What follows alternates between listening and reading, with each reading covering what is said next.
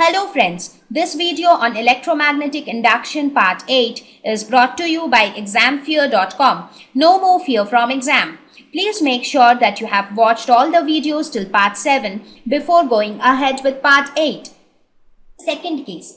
In the second case, we are considering, instead of a loop, we are considering a rod. Let us suppose if you have just a rod or a single wire which is moving inside a magnetic field. What do you think will happen in that case?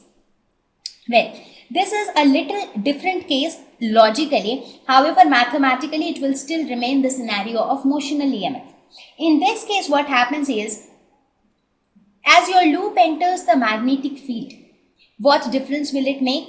When the loop enters the magnetic field, due to the presence of the magnetic field, now any object is made up of charged particles. So this rectangular rod, this moving rod also has positive and negative charges inside it.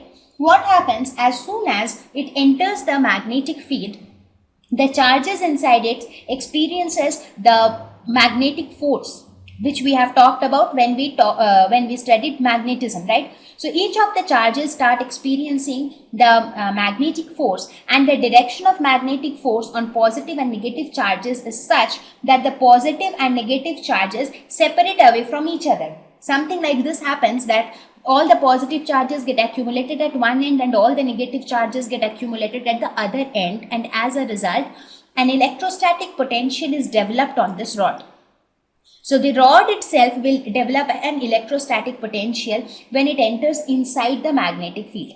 So what will happen as a result of that? Whenever there is an electrostatic potential developed between the ends, that means an EMF is getting induced. However, a very important point to note here that this EMF which is getting induced here cannot be harnessed, or it cannot be used for any practical purpose, because this is not a closed loop. I mean, to make use of any voltage, to make use of any EMF or any current which is getting induced, you should be able to fetch that current, you should be able to detect that current, you should be able to collect that current or EMF. But in this case, since it is an open circuit, you do not have a closed loop through which the current will flow. So it is like a rod in air. Right? So from where there are no terminals, no wires, nothing. And if you think, now let us suppose you say that, okay, fine, if that is the case, what I can do is I can connect the ends of this rod with a wire. So if I connect the ends of the rod, it will be a closed loop, and then current can flow and I can harness the EMF. But that is not possible, because as soon as you connect these two ends with a wire, it becomes a closed loop. And in that case, when it enters the magnetic field, the entire loop will move as a whole. So it will become the same scenario as the previous one. In the previous slide, the scenario which we discussed, it will become the same scenario as that. Right? So some of the practical examples of this is the example of a flight. If you look at the aeroplane, when it flies in air, if it enters into a magnetic field, what would happen? If you consider the tips of the two wings of the aeroplane, there is an EMF which gets induced between these two tips. If these two are the wings of the plane, right? So an EMF gets induced between these 2 points. But there also the same scenario, since it is not a closed loop, so you cannot harness this EMF, or you cannot harness the current, because it is an open circuit, so your current cannot flow and you cannot make use of this EMF which is getting induced. So now if you plan to connect the wire, as I mentioned before, so this becomes equivalent to your previous case, that is the case 1, where we considered that a rectangular loop was moving in and out of the magnetic field. So in that case, what will happen? The current will get induced only at the boundaries, but not when it is completely moving inside the magnetic field, because in that case that entire thing is moving inside the magnetic field, so there is no change in area, so no change in magnetic flux, and therefore no induced EMF. So in such scenarios of any object where a closed loop is not formed, but still because of the development of electrostatic potential due to the accumulation of the charges at the two ends, an EMF is induced. So there also we however consider it, virtually we imagine it to be the same case as the previous one, but in real life it is not the same. In this case also EMF is getting induced, but the cause of induction of EMF here is different than the previous one. However, the induced EMF here also is calculated or is considered as motional EMF, because here also your EMF is getting generated because of the motion of this rod inside the magnetic field. So here also we consider this virtual EMF as a motional EMF, and we calculate it using the same expression which we derived for the previous case.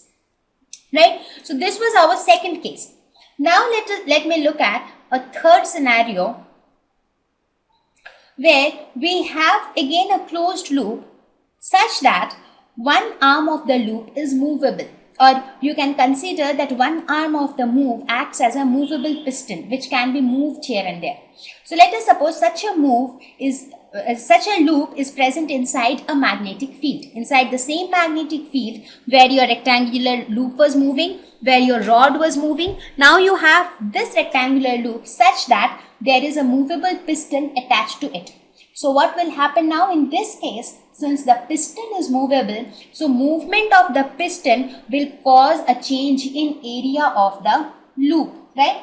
For example, when this piston moves here, when the piston comes here, so your area is changing.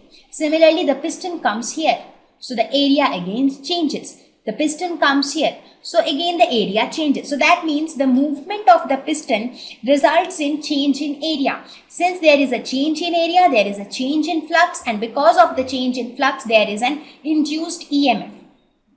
So this scenario and in the previous scenario, what was happening when the entire loop entered into the magnetic field? After that, the motion of the loop did not induce any current. But in this case, even though the loop is inside the magnetic field, but because of the movement of the piston inside the magnetic field, you are getting induced current.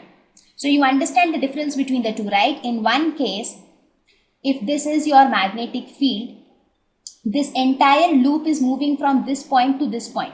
In that case, there is no induced EMF because there is no change in flux. But in this case, if you have a movable piston, so if the piston is moving from here to here, that means the area of the loop under the magnetic field covered by the piston is changing. And since the area is changing, therefore your magnetic flux is undergoing a change, and therefore a current is induced. Similarly, this is the same scenario as the previous one, just that the representation is little difficult, because many a times students get confused that if the loop is situated like this, what will happen? If the piston moves, will there be an induction of current? Yes, there will be, because as the piston moves, again the area keeps changing. You see, when the piston moves till here, this was the area covered by the piston. Again it moves here, so your area is increasing. As it keeps moving, the area keeps increasing, right? So that means the movement of the piston causes a change in area. Wherever there is a change in area, there is an EMF which gets induced, right? So we will look at many more applications, or there will be several problems related to this particular concept, that is the induction of EMF due to change in area, which we will look later when we solve problems. But for now, your concept should be clear, right? So what are the four scenarios that we talked about? The first scenario was a loop which is moving as a whole. So when a loop moves as a whole, current gets induced only at the boundaries, because only at the boundaries there is a change in flux.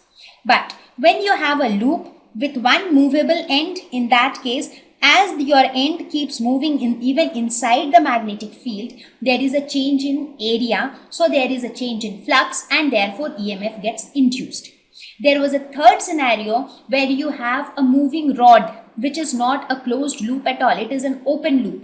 So in that open circuit like that, when it moves inside the magnetic field, because of the magnetic force experienced by the charges inside that object, the positive and negative charges get accumulated at two different ends, and an electrostatic potential is developed inside the rod. So because of that, an EMF gets induced. However, you cannot harness that EMF. So that EMF is, however, that is getting generated, but that EMF generation is not of any use. You cannot utilize it for some other purposes, right? So I hope that I tried my best to explain you this concept, because it is little tricky and many people have confusion with this. So it will become clearer as we are going to solve lot of problems now. So please concentrate on the problems. So I hope it should be able to help you. So now let us look at the first problem. Okay, before that I missed to tell you the third method of producing EMF. Till now we discussed the first one, that is by changing magnetic field. The second one, that is by changing the area. And now the third one, that is by changing the orientation of coil and magnetic field. That is nothing but theta. So phi is BA cos theta, right? So by changing theta also we can change the value of phi. So one interesting and important example would be your electric generator. What happens in case of an electric generator? You have a rectangular coil like this and you place it between pole pieces of an electromagnet. That means you place it in a magnetic field, and then by some external means, by some external mechanical means, you rotate it. So when you are rotating, what is happening? Basically the orientation of the area vector of the coil and the magnetic field is changing. So because of the change in that theta, in this case if you see here, your theta is different. If you look at the different positions, all the four positions, the theta is changing from 0 to 90, from 90 to 180, from 180 to 270 and back to 360. Right? So your theta keeps changing with the orientation of the coil in magnetic field. And since theta is changing, there is a change in flux. Since there is a change in flux, that is why an EMF gets induced in a generator. And that is how you get your induced current as well.